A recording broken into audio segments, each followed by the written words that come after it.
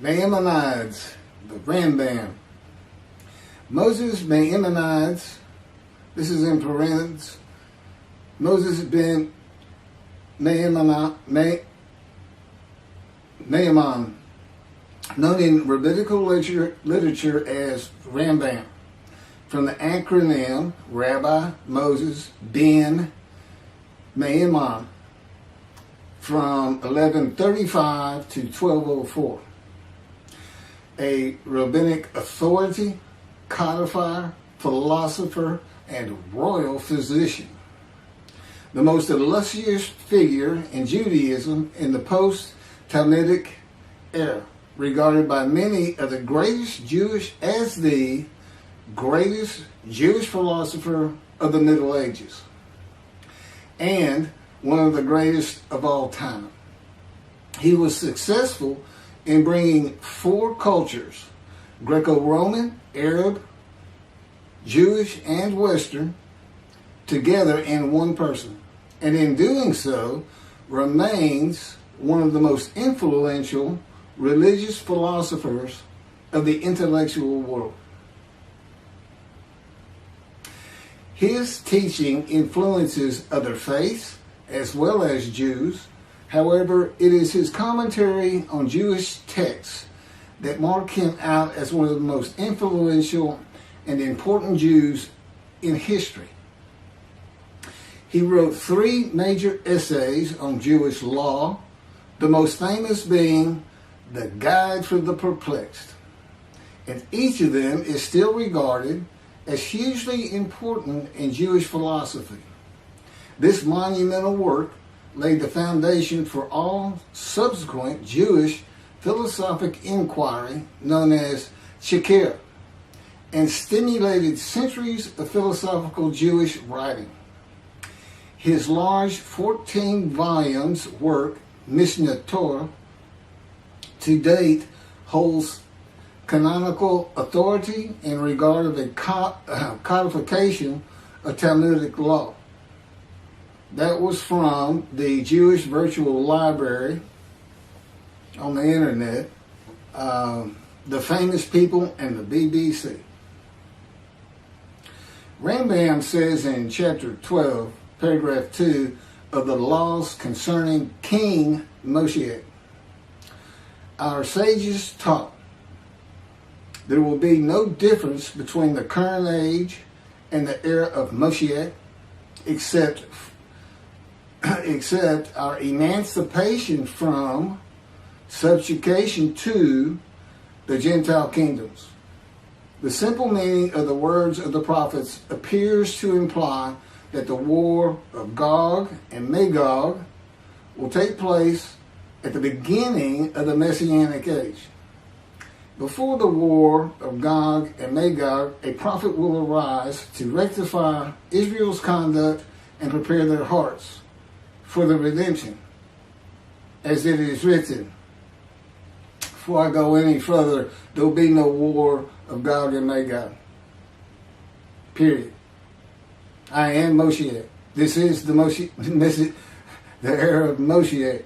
And in addition, I'm not here to rectify Israel's conduct. And I would like to think I'm preparing their hearts for the redemption, because it is here.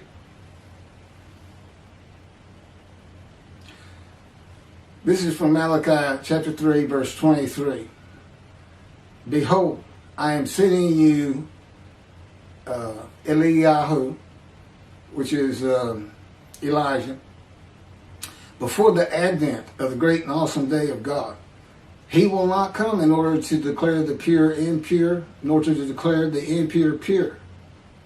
Nor will he come in order to disqualify the lineage of those presumed to be of flawless descent, nor to validate lineage which is presumed to be blemished. And I agree.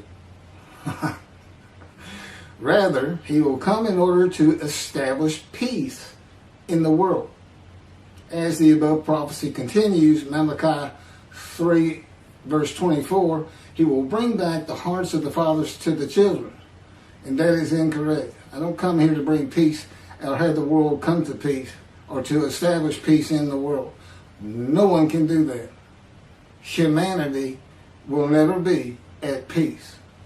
It's just not what man is. It's not how things have ever worked.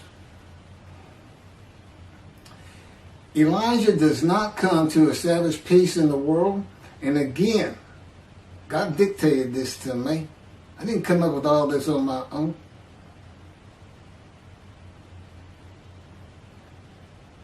From the book Isaiah 53, In the Day of the Lord.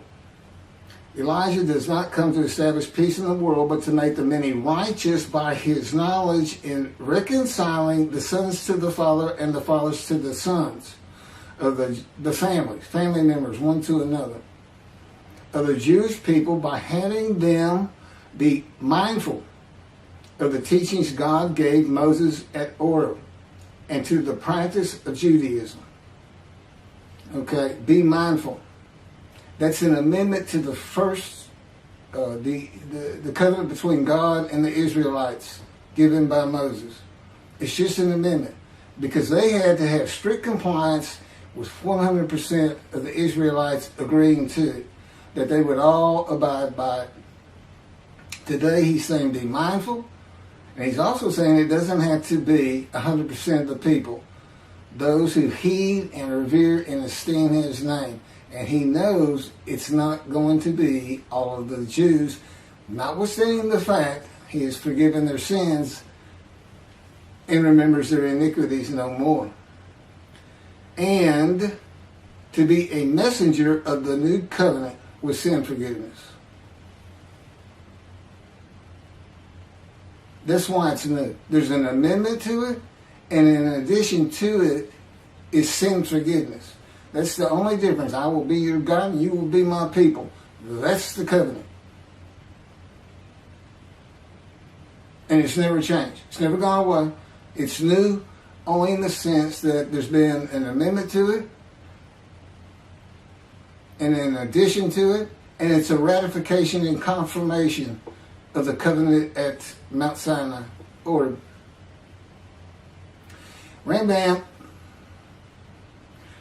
and the sages say in chapter 12, paragraph 3 of the laws concerning King Moshe, God makes it real clear. He calls Moshe, my servant David, a shepherd. He's a teacher. There's been no Rabbinic kingdom dynasty that Rambam thinks is coming. And that's all you have. Now there is a slight reference to king and prince throughout the covenant of friendship. That just means leader in this context. He's a ruler amongst the people, not a ruler over the people. This is just Rambam's rendition of what a Rabbinic kingdom would be. But it's not in the Hebrew Bible. During the era of the King Moshe, once his kingdom has been established and all of Israel has gathered around him, the entire nation's line of descent will be established on the basis of his words, through the prophetic spirit which will rest upon him. In the Middle Ages and in antiquity, they believed in prophetic spirits. This will not happen. I do not have a prophetic spirit. The Spirit of God alighted upon me, but he's a person. Now, he helps me. He'll tell me things and teach me things. But there's no such... there's by and large, nobody believes in that kind of thing anymore. That somebody can just prophesy. God prophesied. He has absolute knowledge of humanity from Adam on to the ends of the earth. Okay, now he can tell a man, write this down, or go tell the people this. But that's just coming from him by knowledge. No man gets a spirit upon him and all of a sudden he can prophesy.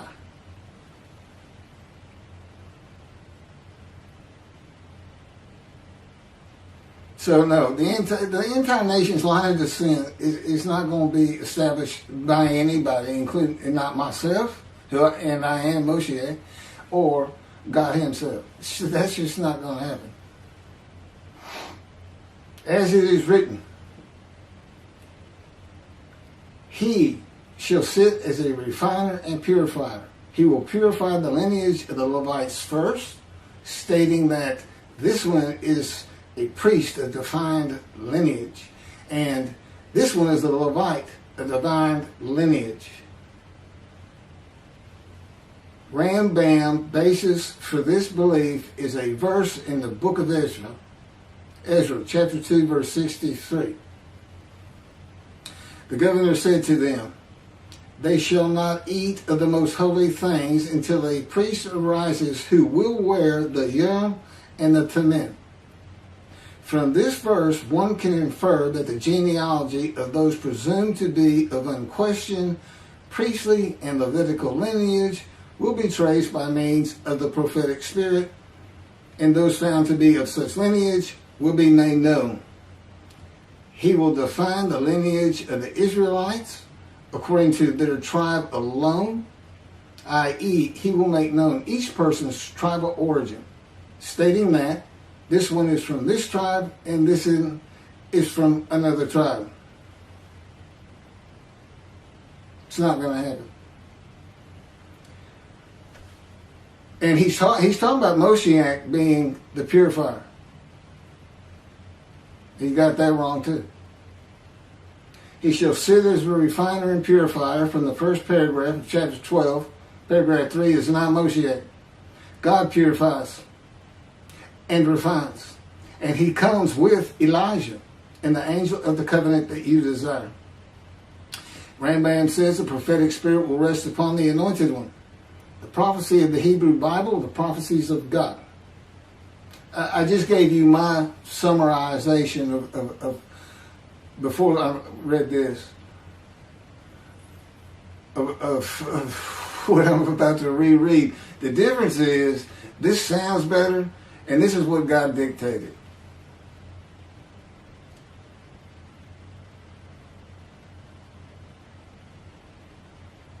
The prophecy of the Hebrew Bible, the prophecies of God. David does not have a prophetic spirit. While prophetic spirits were a common belief in the ancient age and Middle Ages, that is not true for the age of reasoning and information. Isaiah chapter 11 verse 2 defines the attributes of the spirit that alights upon the anointed one as a spirit of wisdom and insight, a spirit of counsel and valor, a spirit of devotion and reverence for the Lord. There is nothing regarding a prophetic spirit. And even that is just what the Spirit of God lit upon me. And He has all these attributes. And they teach me. And they tell me as I speak to people how to do and how to be. But a spirit didn't just alight upon me in and of itself. And within God's Spirit is God Himself, His very presence, His mind. You know, it's a hard concept because Judaism's never taught it, but it's in Ezekiel. I don't recall the chapter and verse, but God told Ezekiel, get up upon your feet. Ezekiel says, at that very moment, a spirit entered into me, and I could hear God's words. Couldn't hear God's words until the Spirit entered into him. Why? They had to be inside you. They had to be inside you. It's speaking to your mind. God doesn't have a mouth, a tongue. He can, within me, He can make me sense, perceive that this is where His presence is. And that is where the words are coming from. As though to my ear, even though it doesn't really seem like my ear, but it does seem like it's coming from over here, or over here, wherever He wants to do it. The Spirit enters into you, and God is in His Spirit. And this is Malachi chapter 3, verse 2 through 5. But who can endure the day of His coming? And who can hold out when He appears? for he is like a smelter's fire and like fuller's lye. He shall act like a smelter and purger of silver, and he shall purify the descendants of Levi and refine them like gold and silver, so they shall present offerings in righteousness. Then the offerings of Judah and Jerusalem shall be pleasing to the Lord, as in the days of yore, and in the years of old. But first I will step forward to contend against you, and I will act as a relentless accuser against those who have no fear of me. This is God, and not David or Elijah. It's God. And what does he say? I will act as a relentless accuser. He says when Moshiach is here, his servant David is here, he says, I'm going to have a reckoning and dismiss the shepherds of the flock, the rabbis. I'm going to have a reckoning and I dismiss them. Primarily for teaching this Messianic era. Secondly, for ignoring his prophet. That would be me, shunned, despised, and held of no account. That's how they've been treating me for years now. God's been with me 13 years to prepare me for this, and that's how they treated me.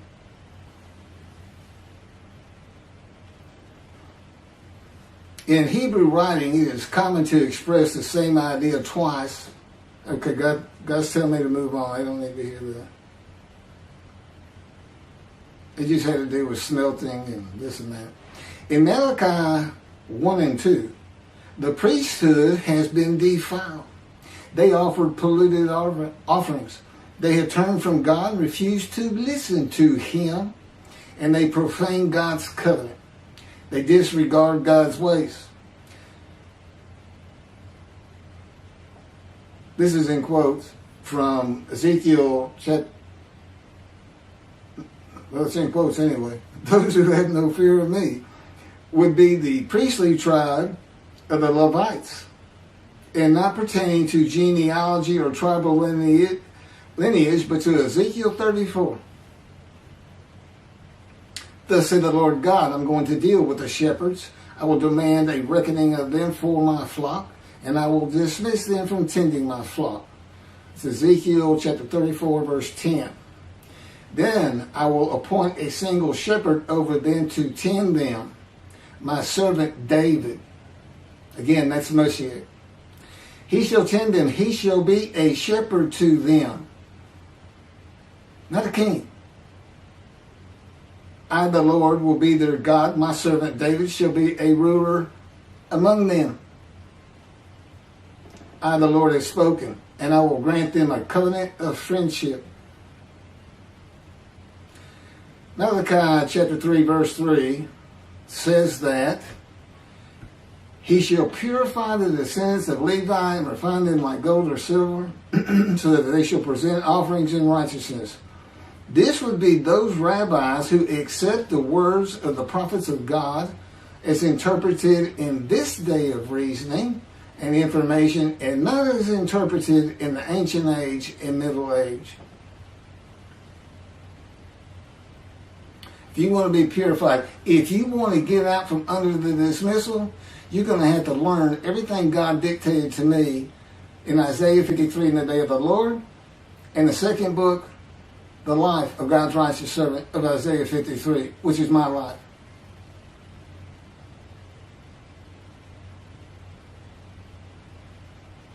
That'll purify you. That'll get you back on the scroll of remembrance. You can see the heaven God is creating. The name Israel shall endure. The era of redemption, restoration, and exaltation versus the day of the Lord, as sounded in the book. Rambam and the sages interpreted it as a prophecy that Moshiach, with a prophetic spirit, will determine the lineage of the priests and Levites from a verse in the book of Ezra. I've covered this. Anyway, the governor said to them, they shall not eat of the most holy things until a priest arrives who will wear the Urim and Thummim. This has nothing to do with genealogy of Levites today or purification and refining, or a prophetic spirit on Moshiach. This is not a prophecy of a high priest arising. And it is not Moshiach, but an answer to those that could not prove they were Levites when the verse is put into its proper context. This is Ezra, chapter 2, verses 61 through 63.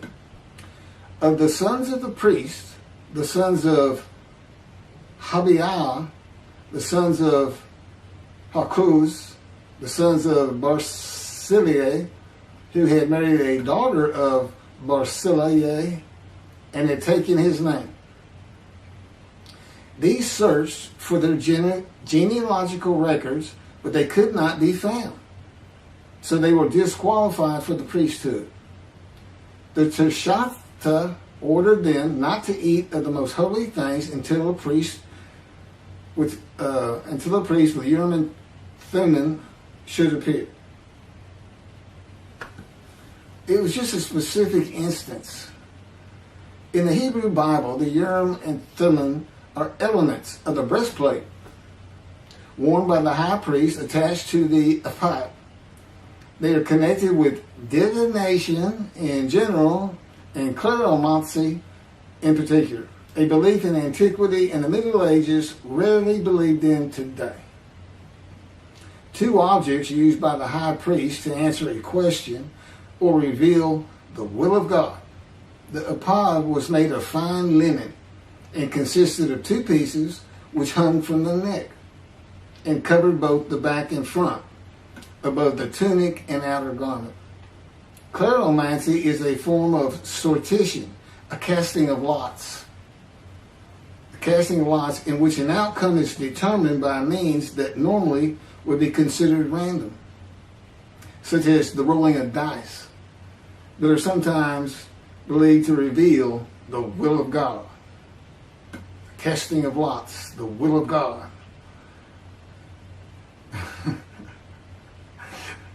This is not believed in today. Ezra is not a book of the prophets.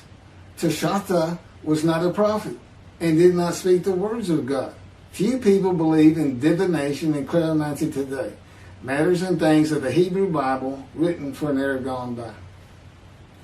In summation, as great as this man was, and we're talking about the year 1200 or so when he died, born in the 1100s, he was an incredible man. There's no doubt about it. But he didn't have the science, the medicine, the knowledge, the information, the ability to get information that we have today. It's a different time. We just don't believe in some of these things they believed in. You can't just say our sages say. Now, Rambam also, I can't believe it's not in here. He said Moshe is going to perfect the world, and the entire world was going to speak Hebrew. Okay? And he gets that from Zephaniah chapter 9, verse 10. God says, and I think most people have heard this phrase, they shall be a people of a pure speech. He takes that to be the people of the world. Well, the only problem is that, read verse 9. In verse 9, God talks about his anger against the world and how he would actually terminate it with fire. He's not talking about them. He's just talking about his people. The peoples are the Jewish people. And guess what? Today they are a people of pure speech in Israel. See, the only time an ancient language has been revived in the modern times, and that's Hebrew. That's their official language, along with Arabic in Israel. So it was a true prophecy of God. They should be a people of pure speech, but he's only talking about the Jewish people.